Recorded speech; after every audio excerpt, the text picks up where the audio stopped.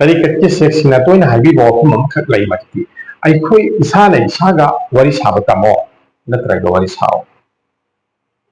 मसिदगी Koyna खंबदे worry साबगी मवंग असि अनिनी अमना अतोपा मीसिंगा worry सानबा अदुगा अतोपा वफम अमना इसाना इसागा worry साबा अखोइना पुंसी सुपासे अतोपा वरी सादुना लेले करिगुम पुनिंग वफम अमखक लापदा मदो फोंदोकनबा अइ अकोइबदा अइ साना सिन्नबदा इमा इपादा मदुगी वफम अदो फोंदोगा राई लौननबा मखोइगी कमेंट लौननबा मसे अखोइ हमेशा वखन तौ तोइबु सुवाइ अखोइना कइदोदसु इसाना इसागा वरी साबा अमजो मदुगी मतोंगा अखोइना फैसला अमा वारे अमा इसागी मनोंदगी तहलक्पा करिगुम्बदा होनखिबना ख्वाइदगी हंथबा तौदबा यादबा करिगुम्बा असेंबा अचुम्बा फिरेब अमगी दमक्ता संगदबा याद्रबा अमदी इसागी नुंदगी इसागी फिरेबसे इसागी नुंगी इसागी वइबा फिरेबसे लेपननबगी दमक्तदी इसाना इसागा वरी सारबा से तंगाई फतबा पोतम इसाना इसागा वरी साबदगी साबा मसे खंगदोरिबनी सेल्फ रियलाइजेशन सेल्फ एक्चुअलाइजेशन की थाकता कखलकदोरिबनी इसाना इसागा वरी सादना इसाबा मसे खंगबा इसागी अफफता चुमरान खंगबा ओइथोक्तबनी मिबसिंग असे खंगबसु खंगद्रबसु मसाना मसागा वरी सानदबा नते मसागी नुंगदा मसागी मसाबु थीदबा नते तयुसो मसिनी इसाना इसाबु थीगदबनी खंगदबनी खंगना तरी कटके लोइनना नियम नीति ग लोइनना तंगाई फदबा मदुदा चंगदबा यादबा ग्याबसिंग अदुगा लोइनना इसाना इसागा वरी साबा नमदबती अखोइगी फिरेपसिंग असे याम थुना चुम्बदा फगले पंगंबनी अदुगा ख्वाइदगी फबा फिरेप थुबा दुगी अदुगा लाइबा फिरेप अमदी तवक्कुल इल्लाह अल्लाह थाजबा थंबा मखोइ सिंगी मखोंद फंग अल्लाह थाजबा थंबा मीसिंग अदुगी फिरेपती नुंगा अल्लाह तआलागा लैनरिबा मरी अदुदा अल्लाह ना मतेंग पांबीदुना मखोइना चुम्बा अफबदो खंगबदगी मसागी फिरेप असे तोइना लेपा हाइबदि थुना लेपा ngambe इसागी फिरेप थुना लेपा ngamdriba अमसुंग अरानबदा फंगमदरिबसिंगसे अखोइना अचुम्बगे हरफम मरिबा अल्लाह तआलागा मरी थमदबा हाइबदि तवक्कुल इल्लाह मसिगी थाक असे नेमबा असिना बना मोयगनी कइगिनो हाइबो तवक्कुल इल्लाह हाइबसि करिनो तवक्कुल इल्लाह हाइबसे अयु वकील म सेमबनी अयगी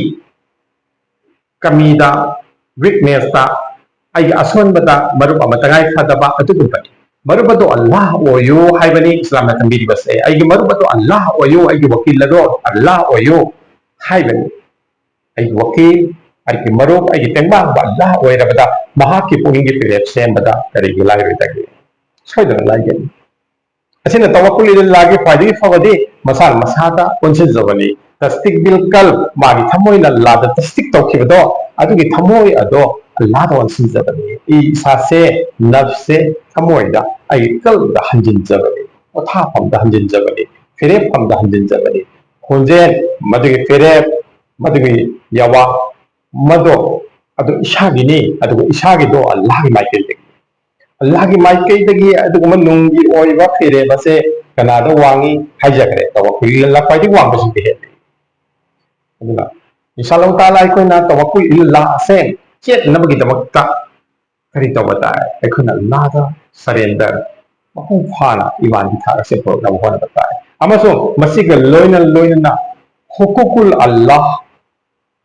मसिगी मकसद अदु खंबताए मसिगी मकसदती मकसद सिंदुगी मनुंगा ख्वाइदगी मरोइबा मकसद अमदी तवक्कुल इल्लाह अल्लाहगी माइकेलदगी पुनमक ओइरे यमस ओइरकनी हाइना चेना थाजबा असिनी अदुना अखोइना तौजरीब इबादत सिंह असे मसिना अल्लाहगा लैनरिबा मरी ससिना नबा अमसुन अल्लाहगी याबीबा अदु फंगननबा तसेंग मकुरबा इलाही अल्लाहगी नक्नबा हाइबसे यामना चाववा फमनी हाइना आलिसिना तापी अदुना ख्वाइदगी फंगदे अल्लाहगा नक्नबा हाइबसिगी ममांगदा अल्लाह याबीबा हाइबसे अल्लाहना याबीबा फंगबा हाइबा असिमा याम चावबा पंथोंगमन फंगबामन अखोइगी इमा इपाना नत्रगे स्कूल की ओजासिंगना उस्तादना याबीबा अंगांगसिंग मरक्ता महाकी याबीबनी है हाइना महाके मनाक नक्सल हनबा खिदमक्ता खंबीबा पुनमक असे माइ पाकपगी अचौबा खुदममन अदुना अल्लाहनी याबीबा सिंग अदुदी मसाना दुमक अल्लाहगा नक्नबा खुरबा इलाही हेबदो माकी मसा हाइबदे पुंसिदा हाइबदे माकी मफमदा खुदोले पिबीरकतबा अदुगुम्बा मना अदुना अहानबदे अखोइना अल्लाहनी याबीबा से ताननबा होनगदबा मसिगी दमक्ता अखोइना तौजरीबा इबादत सिंग असे पा maksud khangna tawna bohon negatabni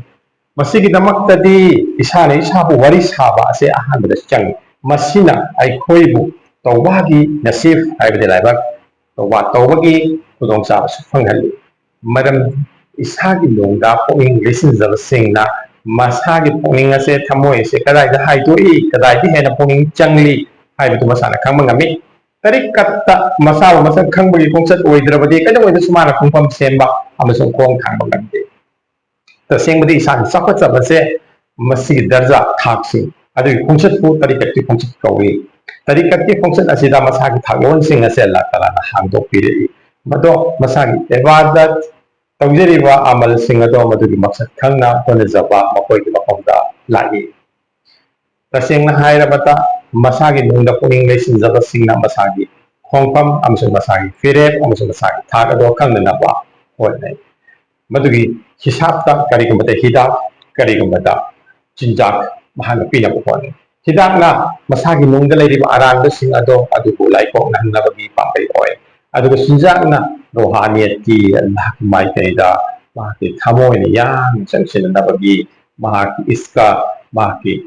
aduba khawang bado yakai rang nabagi marama moi heli thamoi kalba ase ahingba thamoi kalba selimbi thata la nabagi damaktadi cinjak aduni madugi mangoi nabadi hidak ni hidak ase aikhoi tawbada aikhoi section na ikuna takpiriba isagi leidiba guna amadi aran sing se ko nabagi wajifa sing ase lei wajifa sing sigi artha amasung masigi maksad khampam thoi mase fakraba hidak ni khoida hari wajifa sing ase masi karishunate ki nafal lebada sing ase masi mapung phan bani amasung masina aikhoi gi Allah na thadok pa yadana taunana ba faraj oi karaba hai ba lag hukum sing ase Islam da thadok pa yadraba amal sing ase masi mapung phana laba agada mapung phana pang hopang namna laba pangandu la na bagi upai tasengna tarikat ki lambi asidi Allah taala na aikhoi da tawda yadraba faraj ain oi karaba faraj oi karaba hukum sing ase mapung phana pang thok pang namna bagi tamak tamateng oi ba atuk banda kliya ba dasi